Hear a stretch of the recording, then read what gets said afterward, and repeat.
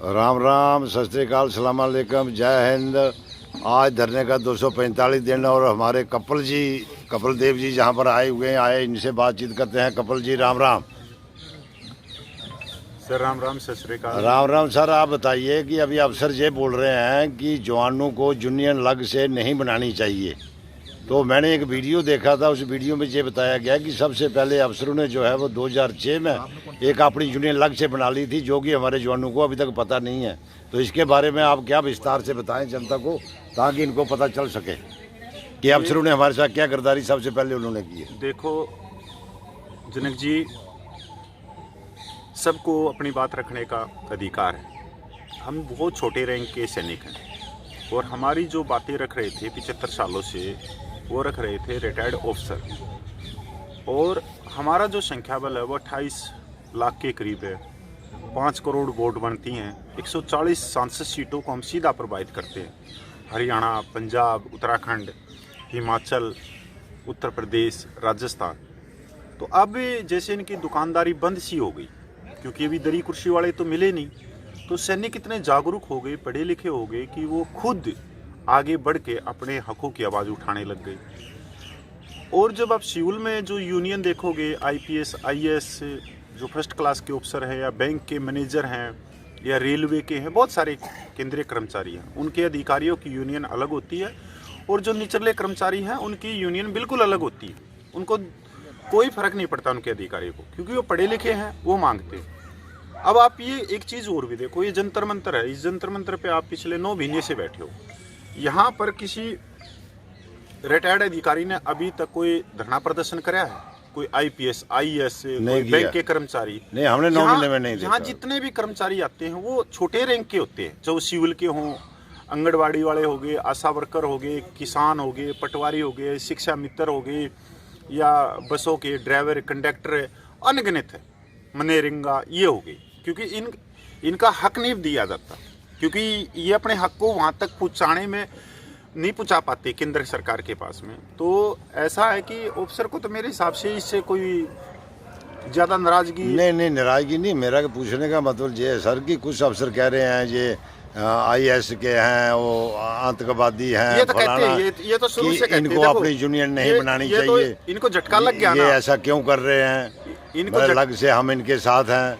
इनको झटका लग गया, इनको झटका लग गया किस बारे में, कि जवान खुद अपने लिए दरी कुर्सी बिछा रहे। अच्छा, सबसे पहले जवानों ने जो किया 2010 में, मान लो ये तरण ताण से ये खड़ी हुई ये संस्था सबका सैनिक संघर्ष कमेटी, लेकिन उन्होंने तो 2006 में बना ली थी। हाँ, 6 में बना ली थी, 6 बना ली थी ना, मतलब जबकि किसी को हवा नहीं लगने दी उन्होंने। 14-15 साल में ये जो बुजुर्ग सैनिक थे तरण ताण के, इन्होंने संघर्ष किया।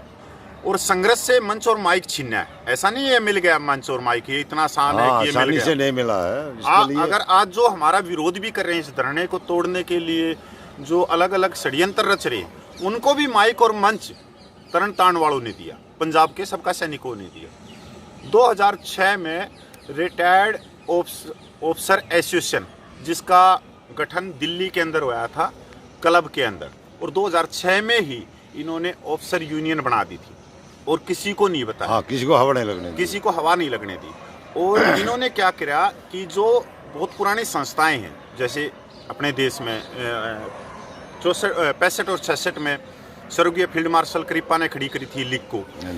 और आप जितनी भी देखोगे जो बड़ी बड़ी संस्थाएं हैं, उनके सब के हेड जो होते थे वो हैं ऑफिसर। पर इनके अंदर जब ये रक्षा मंत्रालय में जब ये अपनी संस्था को वहाँ से संबंध करवाते हैं, उससे जुड़वाते हैं, रिकॉग्नाइज करवाते हैं, तो उसके अंदर बिल्कुल साफ शब्दों में लिखा हुआ है कि अगर आप हमारे से फंड लेते हैं, क्योंकि रक्षा मंत्रालय इन संस्थाओं को फंड देता है, बहुत सारे फंड देता है, किराए के, टेलीफोन के, आना जाने के, बहुत सारे, तो आपको हम फंड नहीं देंगे। अगर आप कोई भी कोर्ट केस करोगे या सरकार के खिलाफ जाओगे, धरना प्रदर्शन करोगे, बिल्कुल साफ। तो इन्होंने बड़े चालाकी से जो जवानों की संख्या बल दिखा के और सरकार पे जो दबाव बनाते, वो तो एक अलग चीज़ थी, उससे तो ये अपने बेनिफिट उठा लेते। उसके बाद में कुछ ऐसी बातें फंस जाती जो कोर्ट में जाती, कि कोर्ट में से हम अपने लिए ले आएंगे। जैसे NFU का केस हो गया, वो जवानों के लिए नहीं है, इनके लिए है। फिर अभी आपने देखा होगा एक इन्होंने रैंक का भी किया था ना, कोई रैंक का भी है, का भी केस मिलिट्री किया था। सर्विस पे का भी है, क्योंकि ब्रिगेडियर रैंक से ऊपर हाँ, मिलिट्री सर्विस पे नहीं मिलती। और चंडीगढ़ हाई कोर्ट का भी आदेश है उसमें कि एक मेजर जनरल से ब्रिगेडियर ज्यादा पेंशन लेता है, ज्यादा लेता है। तो वो भी क्लियर हो गया। तो इन्होंने वो जो संस्था बनाई, वो संस्था इसीलिए बनाई थी कि ये अपना जो है वो बातें अपने कोर्ट में ले जा सके, कोर्ट में ले। और कोर्ट में ले जाके वहां से भी अपना बेनिफिट उठा सके। उधर से भी ले लें और इधर से भी ले लें, हाँ, दोनों तरफ से ले लें। अभी इनको ये ऐसा नहीं है, 14 साल में मैं तो खूब सुन रहा हूँ, खूब गालियां देते हैं हमारे को। और अच्छा, और किसी संस्था को गालियां नहीं देती, ये भी एक चीज है। ये सबका सैनिक संघर्ष कमेटी को ही गालियां देती। इसका क्या कारण है? इसका कारण ये है कि ये जो रास्ते पे चली, जो पहला जिसने आगे पैर निकाला, वो थी सबका सैनिक संघर्ष कमेटी। कि जिस तरह से कोई भी भेदभाव के खिलाफ आवाज उठती है, तो उसके जो पहला आदमी होता है उसका नाम इतिहास में होता है। कि अगर ये पहला कदम बाहर नहीं निकालता तो जवान आज इतने जागरूक नहीं होते। बिल्कुल। तो पहले सबसे आगे जो टारगेट पे रहती है वो रहती है सबका सैनिक संघर्ष कमेटी। ये कभी खालिस्तानी बोलते हैं, कभी ISI बोलते हैं, कभी ये कनाडा वाले बोलते हैं, कभी ये अमेरिका वाले बोलते हैं, पता नहीं क्या क्या बोलते रहते हैं। हमने क्या लेना? नहीं, बोलते IS रहो, सर हम हाथी हैं। मतलब कोई भी खालिस्तानी कैसे हो गए जब ये 30 साल, 32 साल, 35 साल फौज में नौकरी ये करके तो उनसे आए। पूछो ना, जो देखो, या तो उन्होंने देश का नमक नहीं खाया। मैं तो इनसे ये कह रहा हूँ, भगत सिंह को भी कहो, करतार सिंह सराफा को भी कहो, और 7.5 लाख क्रांतिकारी हैं उनको भी कहो खालिस्तानी। और आज भी देश की सीमाओं पे सबसे ज्यादा सैनिक खड़े हैं, उनको भी कहो। अभी आपने देखा होगा, पिछले साल की बात होगी सर, वो जब वो चाइना को डंडे मारे थे, लठ मारे हाँ, थे, सिख रेजिमेंट थी चाइना वालों को, बगैर बंदूक के ऐसे लठ मारे, ऐसे लठ मारे, छोटे छोटी आंखों वालों के, वो दीवारों से कूद गई। तब नहीं बोला, तब तो सबको गर्व होया कि हमारे पंजाब के बहादुर सैनिक है। तो भाई ये जो कहते हैं, ये जब भी आप कोई भी जायज मांगे उठाओगे, कभी भी, यहाँ आंगनबाड़ी कार्यकर्ता भी आती हैं बेचारियाँ छत्तीसगढ़ से, तमिलनाडु से, उनको अलग नाम दे देते हैं, उनको अलग नाम दे देते हैं। मतलब जो अपना हक मांगेगा उसको कुछ ना कुछ कह देंगे। तमिलनाडु वाले आएंगे, कोई अपने किसान भाई आएंगे या कुछ और आएंगे, उनको लिट्टे वाले बोल देंगे। तो ये जो है ना, ये गोदी व्यक्ति होते हैं, गोदी संस्था होता है, इनका काम ही होता है कि धरने को कमजोर करना। और जो जवानों का धरना चल रहा है, मैं तो एक चीज बोलता हूँ आपको कि 20 फरवरी से लेके आज तक पूरे देश में एक आवाज गई जवानों की जय जको की। ये किसने उठाई? अगर तरण तारण वाले नहीं आते और वो पक्का मोर्चा नहीं लगाते यहाँ, तो ये इतनी जागरूकता कैसे आ जाती? पूरा देश सड़कों पर उतरा है। 3 अप्रैल को, 30 मई को, फिर 23 जुलाई को, और फिर 20 सितंबर को पूरा देश नहीं आया, पूरा देश आया। तो इसमें कोई दो राय नहीं है। मैं किसी एक व्यक्ति का नहीं है धरना, ये है 28 लाख पूरे सैनिकों का। पर भाई आगे भी तो किसी को निकलना पड़ता है। जनक जी ना तो आप आगे निकले, ना मैं आगे निकला, ना गोपाल कृष्णा निकला। भाई कौन निकले? वो पंजाब के सबका सैनिक निकले थे। और 3.25 लाख पंजाब के सैनिकों ने 28 लाख पूर्व सैनिकों की जायज हकों के लिए चल रही। एक चीज और बताता हूं मैं जनक जी, हमारा स्टैंड नहीं बदला आज तक 20 फरवरी से धरना चल रहा है, हमारा स्टैंड नहीं बदला। अच्छा। वही पहनाव है, वही कपड़े हैं, वही विचार हैं, वही मांगे। ना तो इस धरने में कांग्रेस को आने दिया, न बीजेपी को आने दिया, किसी भी तरह से। ऐसा नहीं है कि आज हम कुछ अलग विचार रख रहे हैं और कल साहब हम कुछ अलग विचार रख रहे हैं।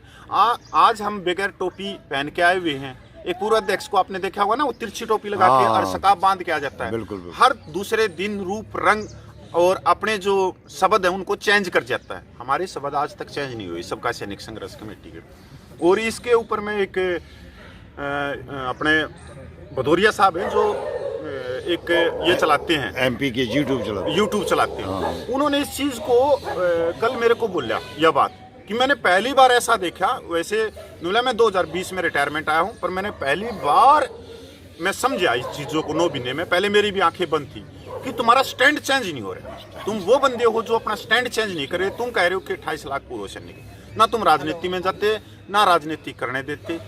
तो ये बहुत बड़ी बात है। नहीं तो यहाँ तो जो ये 1.5 मीटर कपड़ा नहीं पहनते ये कंबाइंड ड्रेस वाले। 4-5 कबूतर तो पंजाब में हैं, 2-3 हरियाणा में हैं, 2-3 उत्तर प्रदेश में हैं जो 1.5 मीटर का कंबाइंड जैकेट पहन लेते हैं, जैकेट पहनते हैं, मेडल लगा लेते और हैं स्प्रिंग की तरह फुदकते रहेंगे। ये कहेंगे कि 547 सीट सांसदों की फौजियों को दिला के उनको सांसद बना के और मैं प्रधानमंत्री बन जाऊंगा।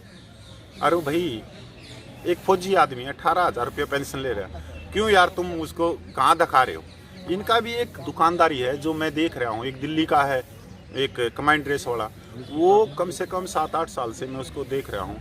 वो जब इलेक्शन आता है, जब फुदक के बाहर निकल जाता है, और जिसको थोड़े से कीड़े काटते हैं ना राजनीति के कि मैं बस सांसद बन जाऊँ, वो उस बंदे को पकड़ते हैं और उस बंदे को पकड़ के बोलते हैं कि हम आपको टिकट देंगे अपनी पार्टी से, आप हमारी पार्टी में डोनेशन दो, 50,000, लाख, 1.5 लाख, 2 लाख। और ये आप यकीन मानिए, ये एक इलेक्शन में 35-40 लाख से ऊपर कमा जाते हैं। ये भी एक देखो, यहाँ पे हर एक चीज़ की दुकानदारी है। अब हमारा जिस चीज़ की जिसको कमी होगी वो उसके लिए आगे चलेगा। ये धरना प्रदर्शन चल रहा है, ये मान और सम्मान, स्वाभिमान, इज्जत और समानता और अधिकारों के लिए चल रहा है, क्योंकि वो हमारे पास में नहीं है। अभी साहब के पास में पैसा तो बहुत है, इनको कोई फर्क नहीं पड़ता साहब को कि इनकी पेंशन 5,000 रुपये ज़्यादा कर दो या 5,000 रुपये कम कर दो, पर इनके पास में बहुत ज़्यादा पैसा। तो साहब के पास में कमी है राजनीति की, तो ये अपना स्वार्थ राजनीति ढूंढेंगे। साहब यहाँ पे आएंगे तो ये अपनी राजनीति को आगे बढ़ेंगे, क्योंकि वो उस चीज़ की कमी है साहब आप में। ये होता है सैनिकों को गुमराह करना, बरगलाना और ये करना। अच्छा, जनता को क्या संदेश दोगे 25 नवंबर का? 25 नवंबर अपने जवानों की जायज मांगों के लिए, और अभी नहीं तो कभी नहीं नारे के साथ में। अब कोई हमारे में तो कमी निकाल नहीं सकता कि भाई अगर 9 महीने से ऊपर हमने आंदोलन चला दिया यहाँ पूर्व सैनिकों ने, ये बहुत बड़ी बात है। और कोई देखो, हम भी दिखाना एक बार नीचे देखो, नीचे ये फुटपाथ पे ही बैठे हैं और रहने की जगह नहीं, खाने की जगह नहीं, लेटरिन बाथरूम की सुविधा नहीं। और जनक जी आप हैं, गोपाल कृष्णा है, इनका तो मैं ये कह दूं कि सुनहरे अक्षरों में आप लोगों का नाम है, सुनहरे अक्षरों में। और जहाँ तक मैं आपके परिवार को जानता हूँ, बहुत ही अच्छे परिवारों से और खाते पीते परिवारों से। पर एक वो जो टस होती है ना दिल में कि अपने मान के लिए चले, सम्मान के लिए चले, आने वाली पीढ़ियाँ किसी के ऊपर उंगली ना उठाएं कि हमारे बुजुर्गों ने हमारे लिए कुछ नहीं किया।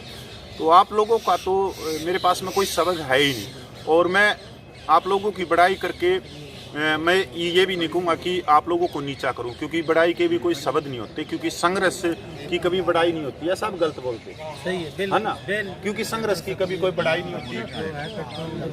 तो जनक जी मैं बहुत धन्यवाद है कि और 25 नवंबर को सैनिक भाइयों एक मुट्ठी बीचिए इंकलाब के साथ में, क्योंकि ये हाल तो 23 जुलाई को हो जाना था, पर कहते हैं ना कि घर का भेदी लंका ढाई। हमारे ही पास में बैठे हुए हमारे भाई, जो हमारे ही भाई हैं और जिनको हमने चेहरे से देखा, पर हमने उनके पिछले हाथों को नहीं देखा।